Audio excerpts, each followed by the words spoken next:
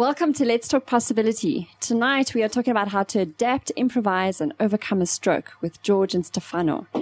Thank you for listening.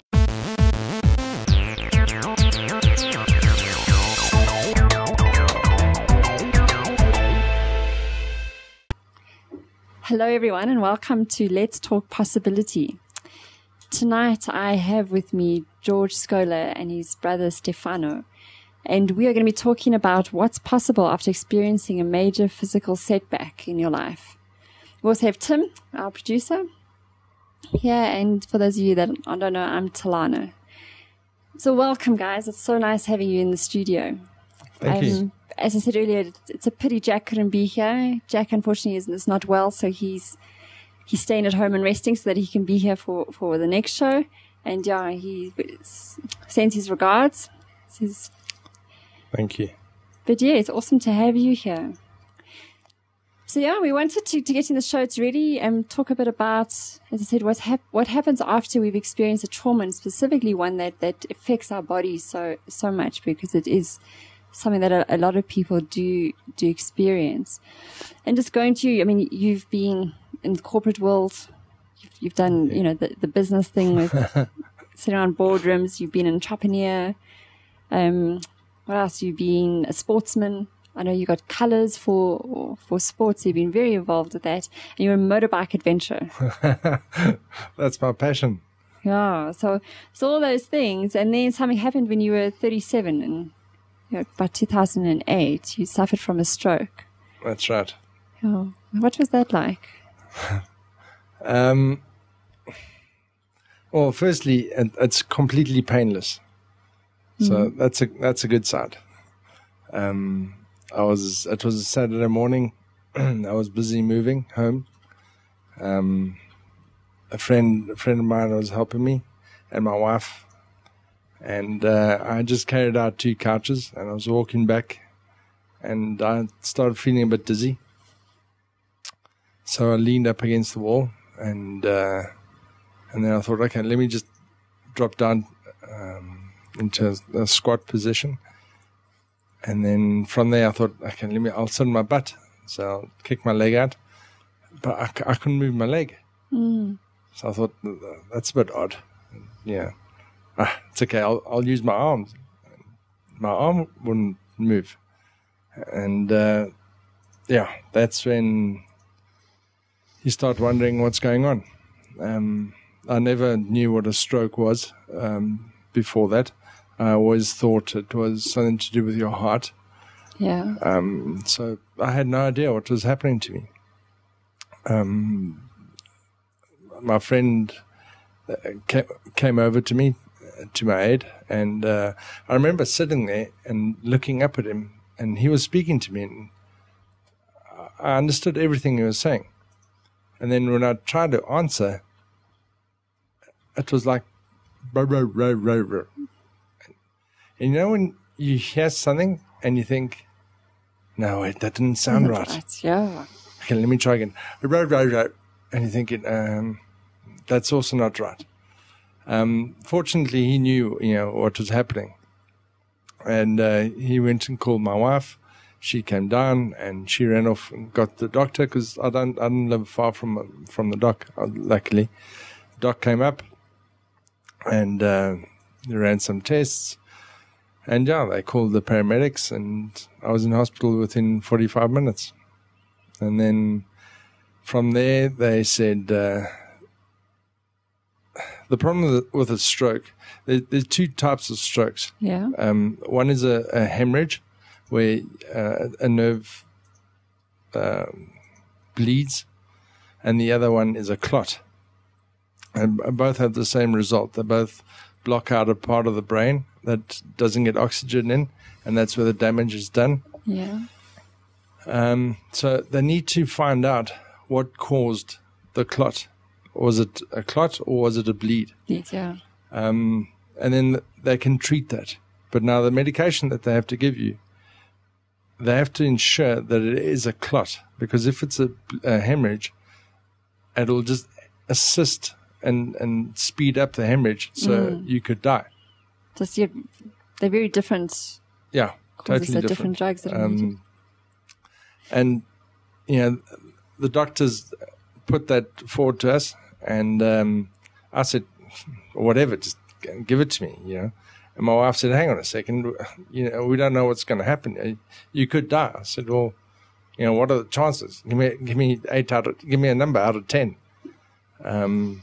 Anyway, I had a clot, so they gave me the TPA, and yeah. So it happened when you were very young. A lot of people say like 37. It's something that I always thought was happens to like much older people. And that is it. That's right. That's pretty much the general stereotype that's out there. You have a stroke when you're in your 60s and 70s, and then you're almost at that age. So what? But it's happening younger and younger. Children are born and they have a stroke. Now, wow. That's an interesting dynamic, because you didn't know what it was like to have the use of both arms or both legs. So in a way, you kind of at an advantage, because that's where you grow up, only using one side. But when you have use of your body, and then all of a sudden, from 1 second to the next, you lose that. That's the hardest thing to overcome. And I don't mean to be rude, but wiping your bottom, you take that for granted. And all of a sudden now you've got to learn to do that. You've got to learn to tie your shoelace with one hand. You learn that at age 2, 3. So basic things in life are hugely impacted. And that's the hardest barrier to overcome. I've always said that I feel that you only start recovering when you actually accept what's happened. Because until you accept it, you're still fighting. Okay, and you live in hope. Okay, tomorrow I'll wake up and I'll be fine. It's not going to happen. And then the doctor says, you've only got, whatever you don't recover in 6 months, well, you'll never recover again. No, crap. I don't believe that. Okay, you can't restrict a person like that. Because each person recovers in their own time frame. And probably with how much they accept it where they are, and then what they tend to do that. So sure. So it had a huge impact on your life. Absolutely. And I know your relationships as well. Unfortunately, within 8 months after the stroke, I lost my business. Well, lost is a strong word. I shut down the business. And my marriage fell apart as well. You see, in most traumas, you always look at the victim. Okay, but behind the victim, there's a family. There's a support structure. Nobody really looks into that. And how does it affect them? Well, let's ask. We've got my brother. Stefano, your brother, in the studio. Well, when we got the call that Saturday morning, it was a shock. And like he says, we didn't know what it meant. The problem was explaining it to my mom. So we took her out for lunch, and we tried to explain it to her, and she straight away she accepted it, but she didn't know what was going on. And we couldn't speak to him because he couldn't put two words together, and every second word was a swear word. And it was can't say that. No, it was probably a frustration on his side that he couldn't explain himself and express himself. As you said, from having been able to all of a sudden you've lost so many of your that we take for granted, our natural abilities. I lost speech for 5 days. Sure. So it's very frustrating. So you've got someone you can't talk to. You need to get information, and you speak to others, and they can't exactly explain what he's going through because nobody's been through it. We had friends of ours that were doctors in this, and they say, he's got a damage to the brain, but explain what's happened. And due to circumstances, we only flew in to Cape Town, I think 4 days later. He had his mates around, and they said, look, don't rush down because there's nothing you can do. And it was a bit of a shock when we saw him lying in the bed. And like I repeat again, he was, every second word, and it was a swear word. And it was frustration. You could see he wants to express himself, and having an Italian background, you try to speak with your hands. So his one hand's going ballistic and the other one's just lying there. He's not doing anything. No. And you get this feeling of loss, of not knowing what to do, how to help. And then helping, he needs to drink, get the glass, give him the glass with the one hand, with a straw at the time. And we stayed I think we stayed down in Cape Town for a week. And every day we saw him, he was getting better and better and better. But also the doctor had said to us, look, he doesn't think that he's ever going to be back to normal. Which is something that you don't want to believe, because you see other situations and you believe that the body can, and it does adjust itself, it does fix itself up.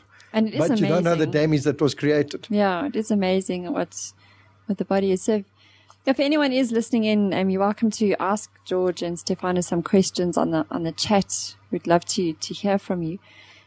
But I had a bit of a question, was because I know from that, and I think it's part of you saying like your struggle in not knowing what to do and what to expect, and no one knows, no one could give you the information. Is that I know you've actually co-founded a foundation specifically for this need, because there is such a gap. Tell us about that. About a year after the stroke, obviously you go through a lot of emotion, and you kind of need healing. You need to find answers, and I was phoning around to try and find people in a similar situation to what happened, and most of the time you're finding. I did go to a stroke support group in Constantia, and I brought the average age down to 87, okay, because everyone there is a lot older, and they would get together for an hour and have a cup of tea, and they would chat. And for me, that's not support. Okay, you want answers. Firstly, you want to speak to somebody who knows what you've been through, so you can share something in common.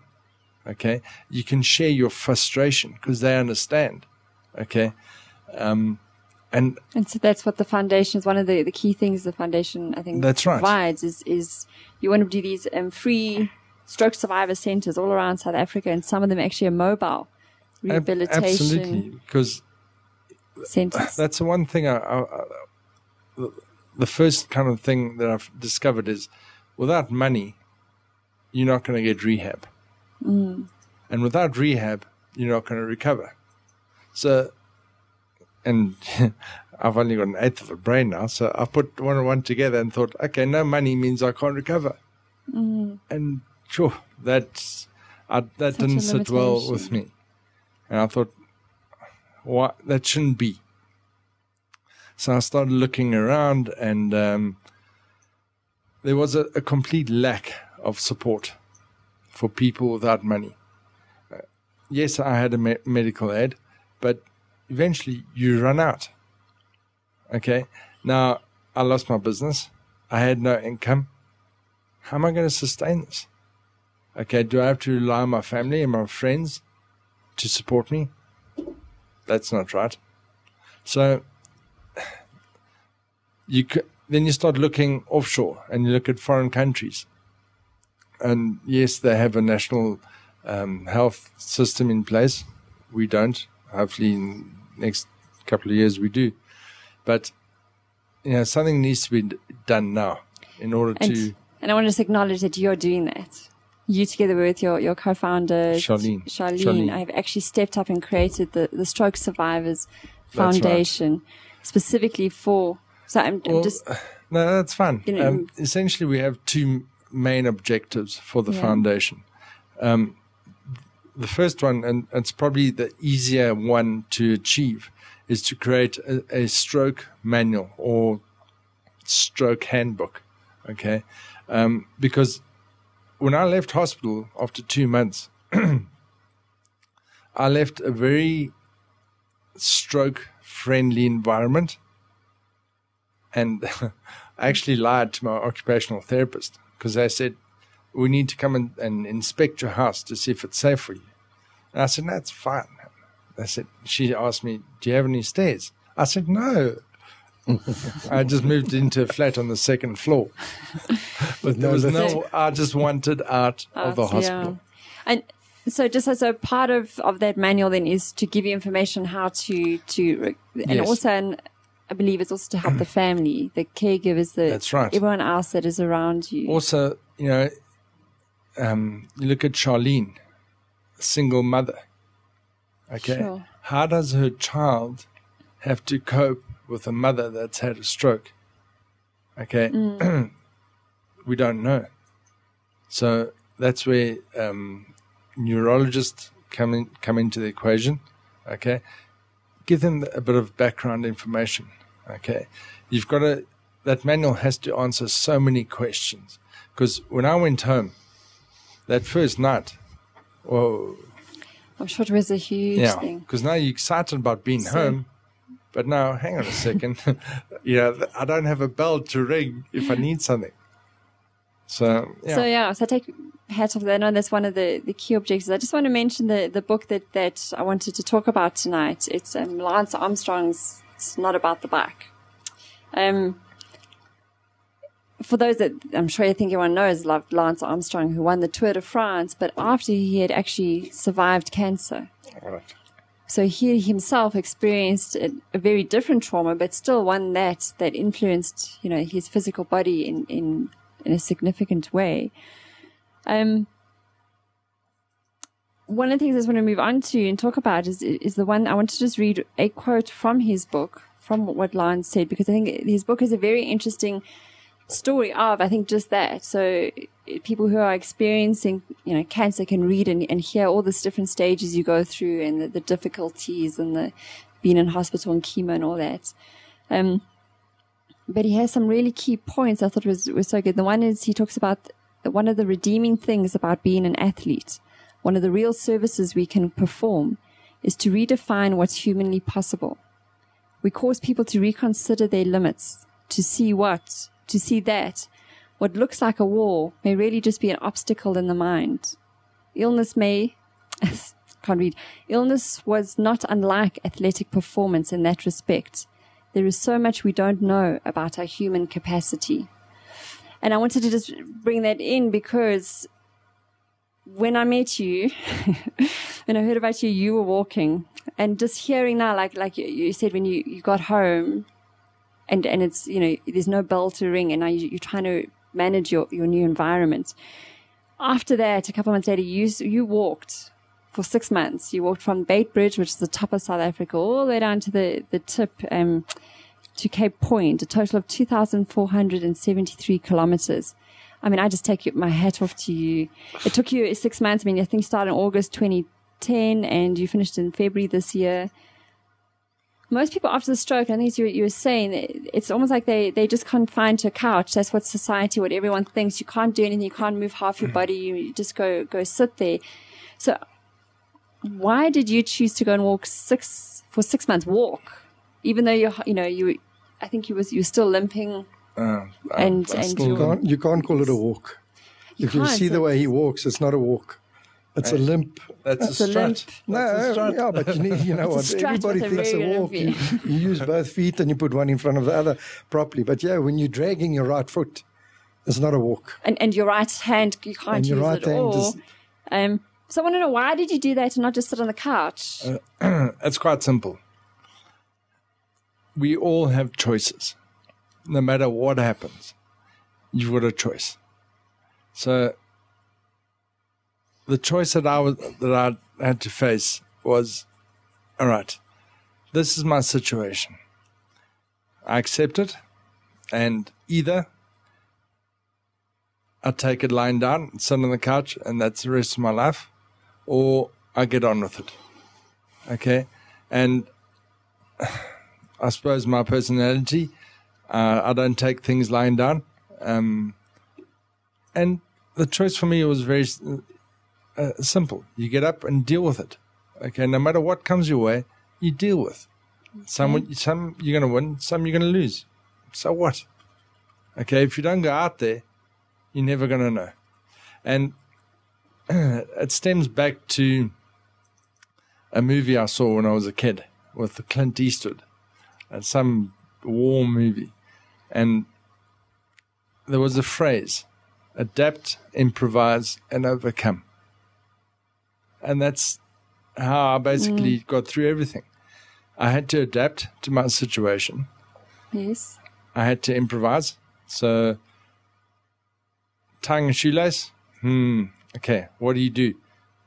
You got to find something that can, and I can't remember what that little plastic gizmo. Yeah, gizmo thing is. Yeah. So I found the gizmo to help me tie my shoelaces. So I improvised, because in the ward when I was still in hospital, I had to wait for a nurse to come and tie my shoelaces. Come on, you can't do that to a grown man. That's something I learned 35 years ago, and now I can't do that. No, there's no ways I was going to accept that. So you improvise, and then eventually you overcome. And for me, that's how I live my life. Adapt, improvise, and overcome. Because otherwise, you're not going to adapt. You're not going to improvise. You're not going to overcome. And then it's fun. So with his strut, he adapted, improvised, and walked for 6 months. Not a John Travolta strut. But I think part of it for me, and from when I look at it, is just it shows me what is possible. Why I led in with that quote that the human being, the body is able to adapt and improvise. I mean, you did the walk. That's right. And I think it was to show people that there is life after. Exactly that. It's to motivate fellow stroke survivors, or in fact, any person with a disability or with any battle that they have in life. Okay. Before I started that walk, I had already overcome that walk in my mind, because nothing was going to get in my way and stop me. Okay, maybe a bus or a truck. Which didn't happen, thing is. I came close in Cape Town. Yes. And I happened to be there on that day. That's right. You see, I was with you on that day. Yeah, I walked for one day with George. I was exhausted after, so. No. The point is, your mind is your strongest asset. Okay, if you sort things out in your mind, you can overcome anything. Yes, it's going to be difficult. Yes, it's going to be tough. But you know what? Nowhere is it written that life is fair or easy. So, you know what? Some people, and I used the analogy early on, Paris Hilton could break a nail, and that's a trauma for her. But you know what? A trauma is a trauma for any person. Doesn't matter the degree.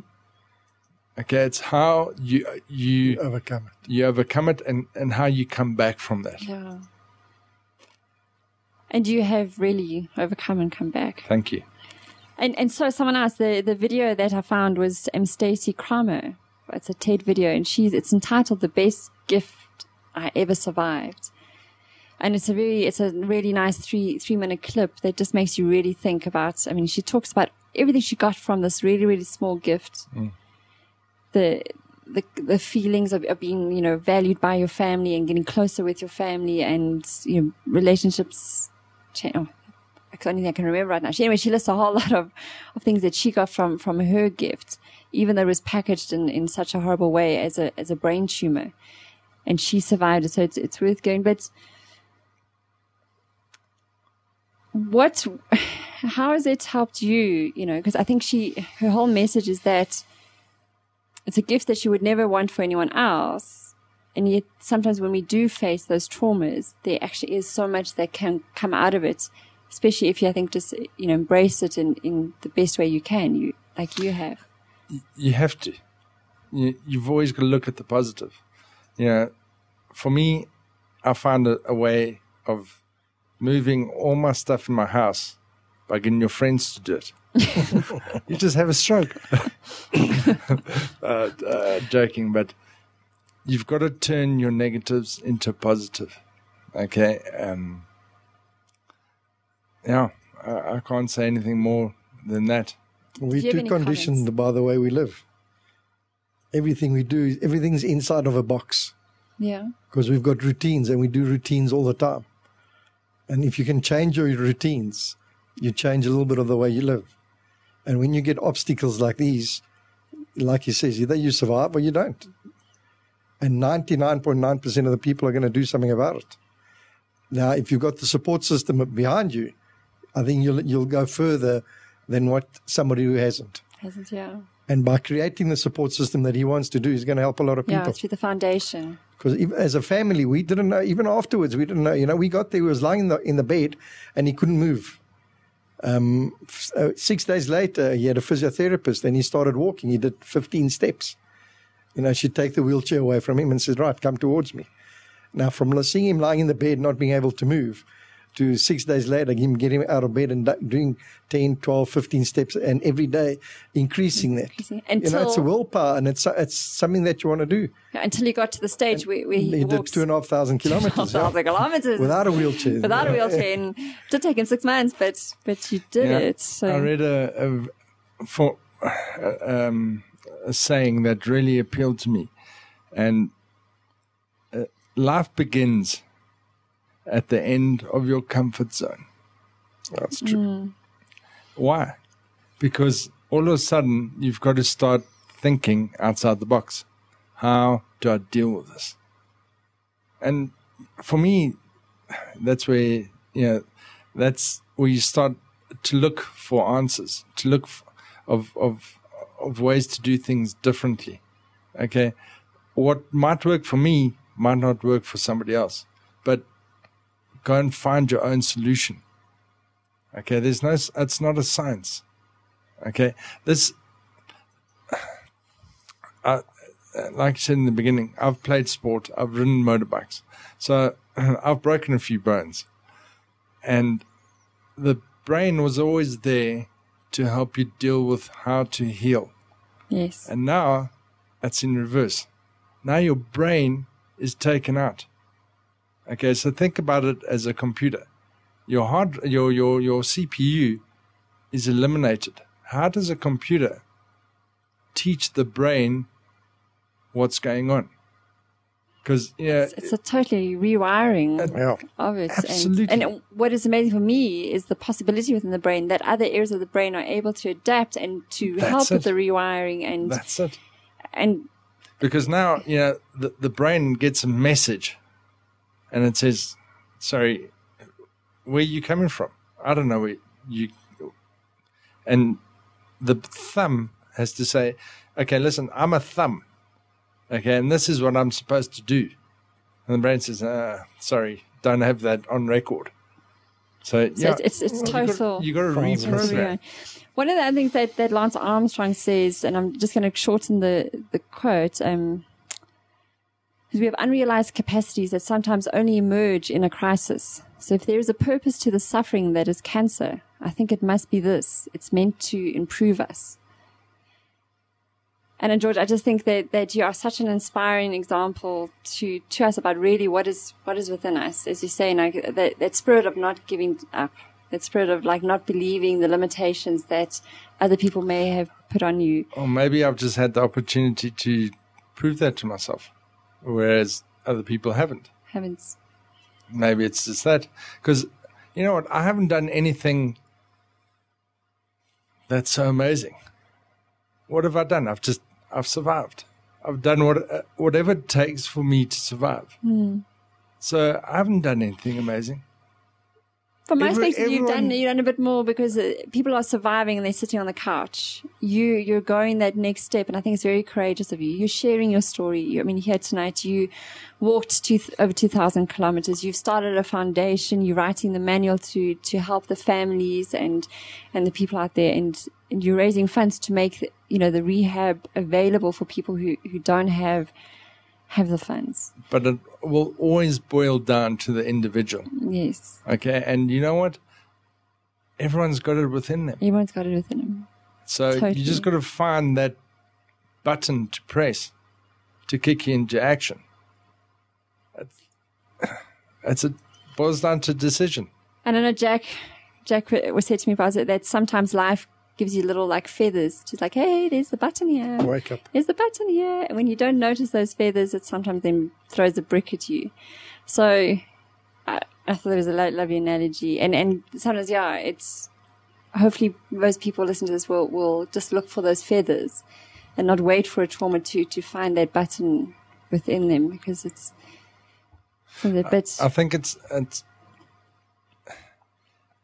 you've got to ask the question. Okay. And I think that's pretty much the easy part. Now, any person, okay, whatever you want to do, okay, ask yourself the question. But the catch is to answer it honestly.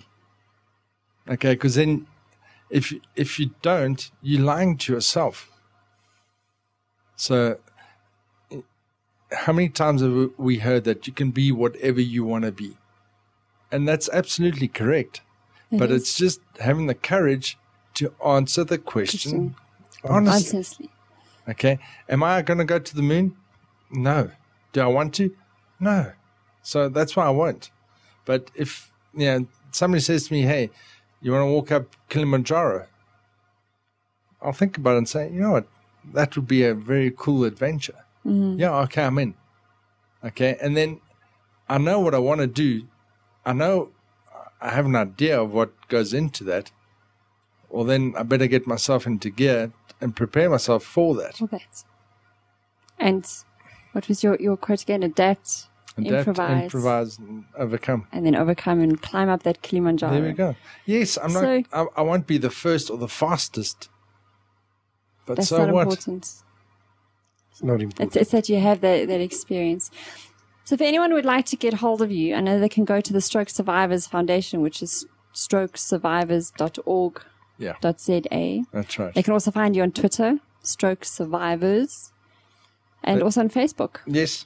And then for if there are stroke survivors listening to this, if they want to speak to us and speak to a stroke survivor and share frustrations or stories or whatever, and find out what's going on. And we do have a line, which is 082-889-1800. It's on our website and obviously on Facebook as well. Yeah. So, and obviously also the families, the support that's system important. around The families can need also to get contact. Involved. Yes, and there'll be information on your website and ways they can contribute to help you get that book out there and all the other work that you're doing around helping. One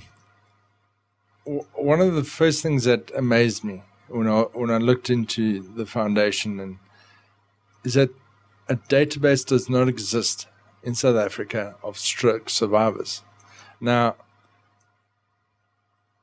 if people, let me just give you a bit of a background into. We need to start wrapping up, so you have to. Sorry, I'll be quick. Me a quick. There are 240 strokes a day in South Africa. Sure. Okay. 25% recover fully. 25% die. Okay. The remaining 50% are left disabled. Okay. Sure. That's 120 people a day in South Africa only. Now, 25% of those are economically active. Okay, so that's me. Now, you take the breadwinner out of a family. Okay, think of the pressure on the family. Okay. From those 120 people, how many are going to give up? We don't know. How many of those are registered, or not registered, but do we know about? Okay, now, in the black culture, they are seen as bewitched. So the first thing they're going to do is they're going to hide them away. So what's going to happen to them? They're going to end up sitting at home watching TV. On the couch, as we were saying. No, that's a waste of a life. Okay? And they can recover. Yeah. So for me, it's too many people wasting away. And I think part of your 6-month walk is you started collecting, We started populating a database. And so we've got some numbers. Okay. You can do, Absolutely. know the situation more.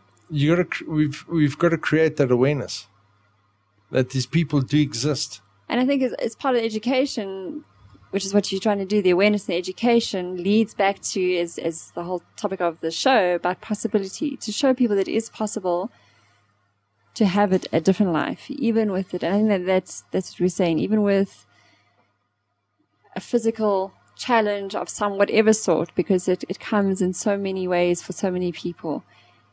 Anything still is possible if you turn that switch on. If you're honest with yourself, as you were saying, you decide what it is you want to do, and then you look to eliminate the obstacles, or you improvise.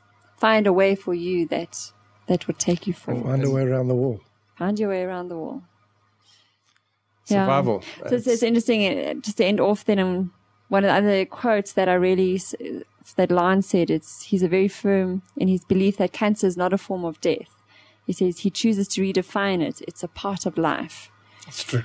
And it's very much that. I think that we come here with this body, and whatever happens to it, it's still a part of our life, and it's here for this journey. So I want to thank you so much for coming and sharing your story and thank you. The possibilities that are out there. And just I salute you, George, for doing that walk, for stepping up showing the courage that you continually show to improvise and step around that wall. And thank you too for your support. You're welcome. And being thank there you. for George. Thank you very much. We'd love you to carry on the conversation with us. You can ask, more questions on our Facebook page. I'm sure George will contribute there. Otherwise, tweet us. It's LT Possibility. You can obviously find us on Facebook and our blog, ltp.letstalknetwork.tv.